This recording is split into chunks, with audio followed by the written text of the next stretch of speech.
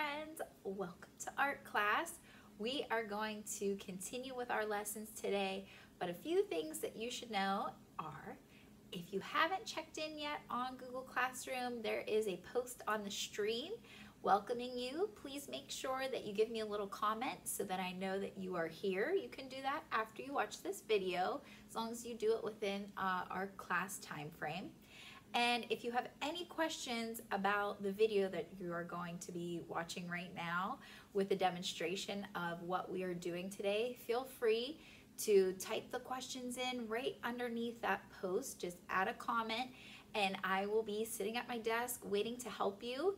If anybody needs any more clarification about what you are about to see for your instructions for the day, you can ask me there. And if you need to, we could also set up a Google Meet if you need to speak to me face to face, if you need any help at all.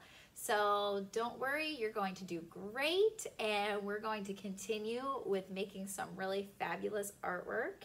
I'm excited. Today we are going to learn about Piet Mondrian. Mondrian had a big effect on art. Before him, art was really realistic.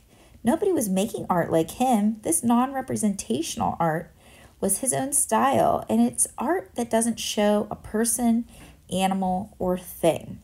What do you see in Mondrian's art?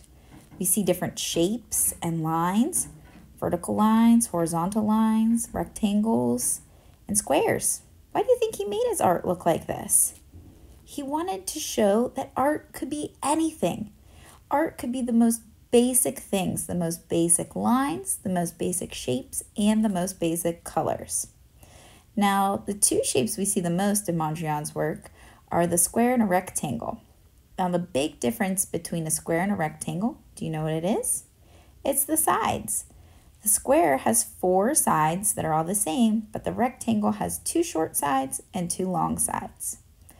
Now, Mondrian uses some primary colors in his work, and those are red, blue, and yellow. And now I'm going to explain a little bit more about those. Primary colors. So primary colors cannot be made by mixing other colors. That's why they're called primary. They're the first colors. So red and yellow primary colors make the secondary color orange. Yellow and blue primary colors make the secondary color green.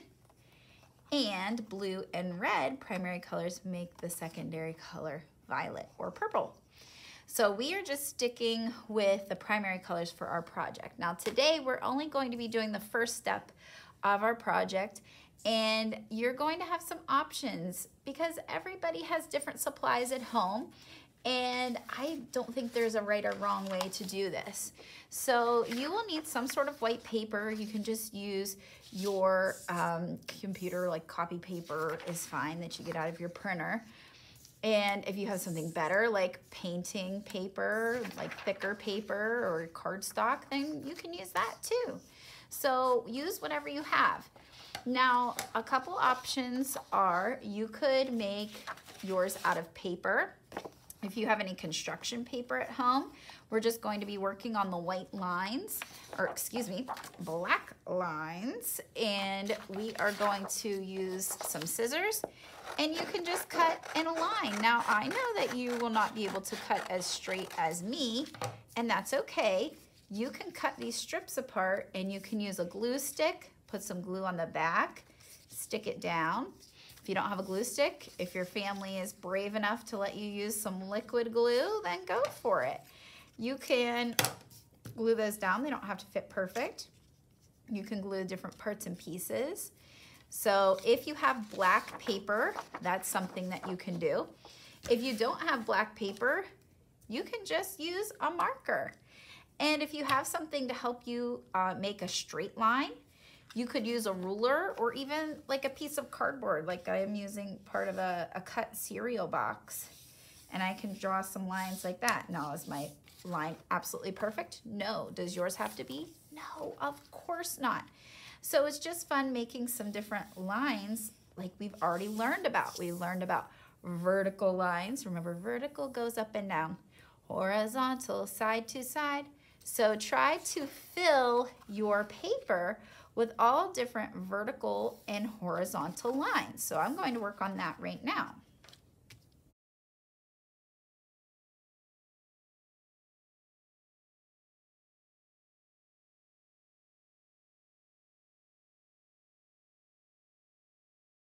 So now if you didn't have a black marker, you could use a black crayon, a black pen. It doesn't matter. So we just want to have some black lines on our paper, and yours does not have to look exactly like mine. Piet Mondrian made so many different versions of his red, yellow, blue compositions. So I want you to make yours unique.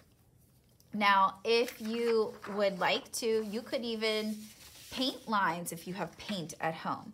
So all I did to make this was use a piece of thin cardboard, like the cardboard for a cereal box or some sort of food box. And then all you do is slide this cardboard through a little puddle of black paint and stamp up and down. And you can make some vertical and horizontal lines that way, closing and making some of those shapes, just like you see here. So next week we will be adding some primary colors, either with crayon or marker or even paint. So you use what you have at home to start your Mondrian masterpiece. So please do not feel like you have to finish this today. We're just kind of learning how this works. We learned a little bit about Piet Mondrian, so you might not have a whole lot of time left. So even if you just start making some of those lines. So let me know if you have any questions, but enjoy creating your artwork.